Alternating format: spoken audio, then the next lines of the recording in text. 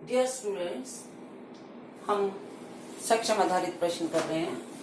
तो सबसे पहले मैं सीरीज लेके आई हूँ कि सबसे पहले सीरीज ली है। सीरीज में नेक्स्ट टर्म कौन सी होगी। मैंने इसमें कोई ऑप्शन नहीं दिए। ऑप्शन दिए हो तो हमें थोड़ा और अंदाजा हो जाता है कि 13 जैसे कोई संख्या बड़ी हो रही है तो इसका मतलब आएगी तो बड़ी, कोई छोटी तो आएगी नहीं, उसे कैंसिल कर देंगे। अगर छोटी होगी तो 13 से अगर कोई छोटी है तो उसे कैंसिल कर दो, उसको देखो ही मत। लेकिन मैंने लिया ही नहीं है इसके अंदर, इसीलिए कि थोड़ा सा अपना माइंड की एक्सरसाइज होनी चाहिए, अपने आप से भी पता चलना चाहिए। इसीलिए नहीं तो हम देख लेते हैं कि इसमें बड़ा हो रहा तो आएगी तो बड़ी।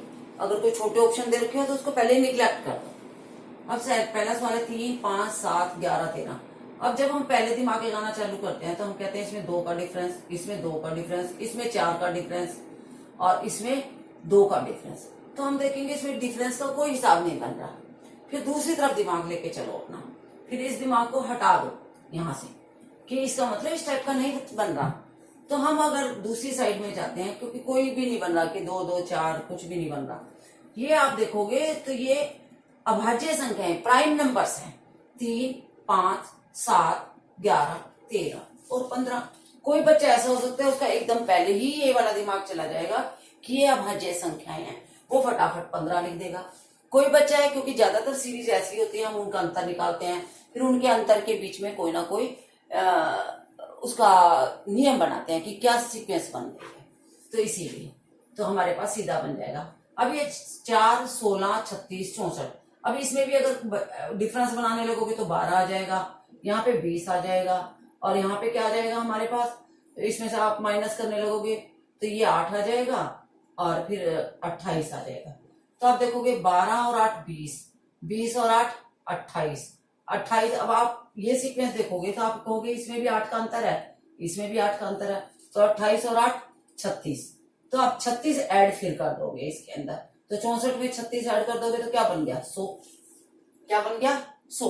वैसे ही देखो इससे भी बन गया हमारा, डिफरेंस से भी बन गया, लेकिन उसमें हमें ऑप्शन देखना पड़ेगा कि 100 है तो यही है।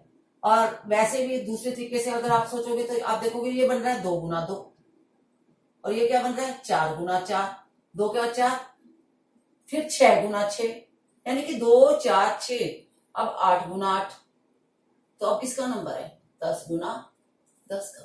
तो आप किसी भी टाइप से सोच सकते हो, दोनों ही टाइप से सोचने से हमारा कितना आया 100, क्योंकि हमने देखा 2 को उसी नंबर से मल्टीप्लाई किया, 2, 4, 6, 8 और उसी नंबर से मल्टीप्लाई कर रहे हैं तो 10 को 10 से मल्टीप्लाई करेंगे तो क्या बन जाएगा 100 बन जाएगा।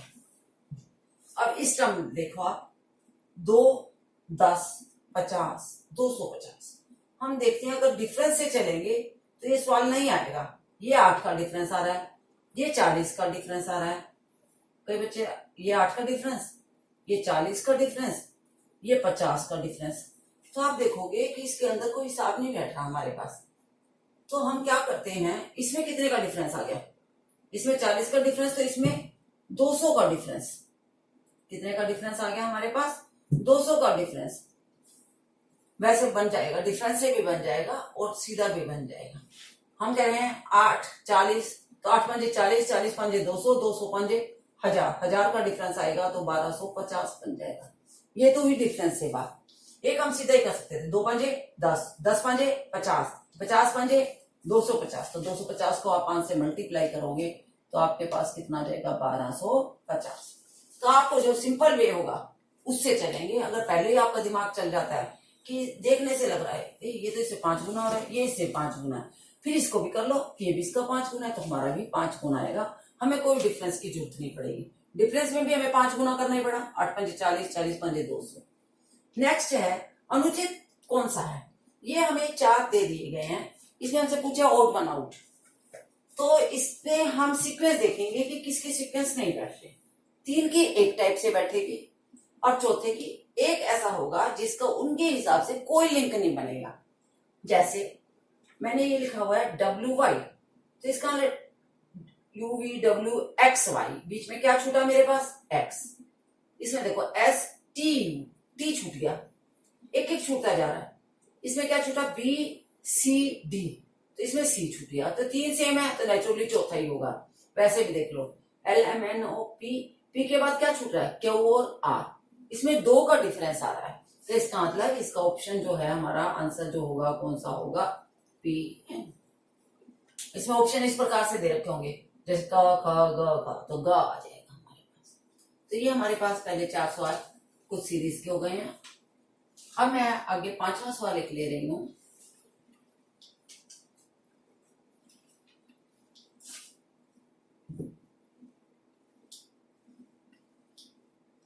मिक्स सम्स लेके चलेंगे हम, एक ही टाइप के नहीं करेंगे, एक टाइप के करते हैं तो वो करते चलते हैं नेक्स्ट।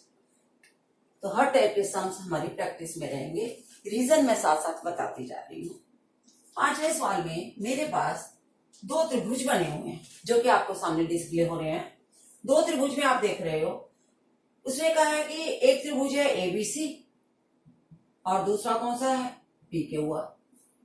दोनों का क्षेत्रफल इसने कहा है कि बराबर है। तुम्हें पता है दोनों का फार्मूला क्या होता है, 1/2 गुना आधार गुना लंब, और इसका भी यही होता है। और दोनों बराबर है। बराबर का मतलब इसमें 1/2 है तो उसमें भी 1/2 है, तो इसका आधार गुना लंब उसके आधार गुना लंब के बराबर होगा। इसका आधार गुना लंब जो है उसके आधार गुना लंब के बराबर होगा। अब पहले चित्र में देखो आप, 12 है और एक 8 है, तो कितना बना, 96। तो दूसरे में भी 96 बनना चाहिए। एक तो 16 दे ही रखा है, तो 16 को कितने से मल्टीप्लाई करें कि 96 बन जाए, सीधी सी बात है, 6 से मल्टीप्लाई करेंगे तो 96 बन जाएगा। तो इसका आंसर क्या बन जाएगा, 6। तो हमें ये देखना है कि 2 त्रिभुजों का क्षेत्रफल बराबर है, तो 1/2 दोनों में आता है, उसकी बात खत्म। इसका आधार गुना लंबाई इसके आधार गुना लंबाई के बराबर होगी। उसमें से एक का हमें पद दे रखा है 12 8 96, तो दूसरे का भी आधार को लंबाई से गुना करने पर क्या आना चाहिए, 96। उसमें से एक तो हमें पता है 16 है, तो दूसरा क्या होगा, 16 6 96। नेक्स्ट है हमारे पास, अब आप देखते हो मोबाइल की घड़ी है और हमारे पास दीवार घड़ी है। दोनों के टाइम में, एक में हमारे पास 24 घंटे वाला टाइम चल रहा होता है और एक में 12 घंटे वाला, जिसमें हम AM और PM लिखते हैं। तो इसमें वो कह रहा है मोबाइल की घड़ी में 19 17 8 से, और इसे 12 घंटे वाली घड़ी के हिसाब से क्या समय होगा। तो 12 घंटे वाले के हिसाब से क्या समय हुआ है, या तो आप इसको 12 घंटे वाले के हिसाब से पूछा है तो आप सीधा सा है 12 इसमें से माइनस कर दो, तो कितना बच गए, 17। लेकिन अब ये AM है या PM है, ये भी आपको देखना है। जब 12 से ज्यादा हो जाए तो हमारे पास ये क्या बन जाएगा, PM। क्या बन जाएगा, PM। जब 12 से ज्यादा होता है तब ये PM होता है और वरना ये AM होता है। नेक्स्ट है हमारे पास एक दंडालेख बना हुआ है आपके पास। इस दंडालेख में बच्चे यही सोचते हैं कि दंडालेख है तो ये पूछा जाएगा कि इसमें कौन सी चीज ज्यादा है कौन सी कम है, लेकिन इन्होंने एक दंडालेख बना करके हमसे ये पूछ लिया कि इस आकृति में माध्य क्या है। जैसे हमसे सीधा पूछते हैं कि एक कक्षा में इतने विद्यार्थी हैं, ये रंग पसंद करते हैं, इतने बच्चे ये पसंद, बताओ माध्य क्या है, या इतने इतने अंक प्राप्त किए, बताओ माध्य क्या है। मोस्टली इस टाइप से पूछे जाते हैं। लेकिन सक्षम का मतलब ये होता है कि आपको माइंड के अंदर कितनी आपके एफिशिएंसी है कि आप उससे ये सोच सकते हो कि क्या पूछा जा रहा है, डायग्राम के हिसाब से निकाल के लाओगे। तो डायग्राम में हमें बनाया हुआ है, तो इसमें हमें बना रखा है कि पहला जो है, पहले बच्चे ने कितने रन बनाए हैं, आप देखो 6 तक लाइन जा रही है तो 6 बन गए, दूसरे के 10 तक जा रहे हैं, तीसरे के 8 तक जा रहे हैं। ये पढ़ना सबको आता है कि जितनी ऊंची जा रही है, फिर 10 और फिर 16, ये तो हमने पढ़ लिया। ये पढ़ के अब हमारे पास सवाल बन गया। नहीं तो वो ये कहता है कि पहला बच्चा 6 बना रहा है, दूसरा 10, तीसरा 8, फिर 10, फिर तो माध्य सभी बच्चे निकाल देते हैं। लेकिन इन्होंने हमारे सामने बार ग्राफ रख दिया, तो हमने अब इसका देखो, इनको जोड़ो, इनको जोड़ने पर कितना आ रहा है, 50।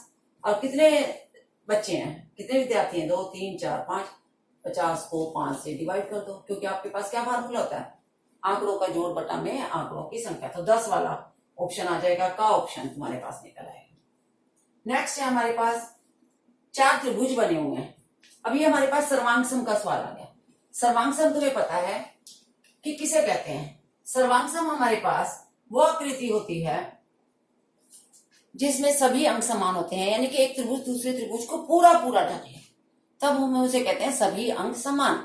लेकिन सभी अंक के लिए हमें 6 के 6 अंकों की जरूरत नहीं पड़ती, जो कि आपने कंडीशन की हुई है कि कब ढकेगा, अगर एक त्रिभुज की तीनों भुजाएं दूसरे त्रिभुज की तीनों भुजाओं के अलग अलग बराबर हो तब भी ढक लेगा। दो भुजाएं कोण जो कि हमने कंडीशन की हुई है वो सभी कंडीशन को ध्यान में रखेंगे।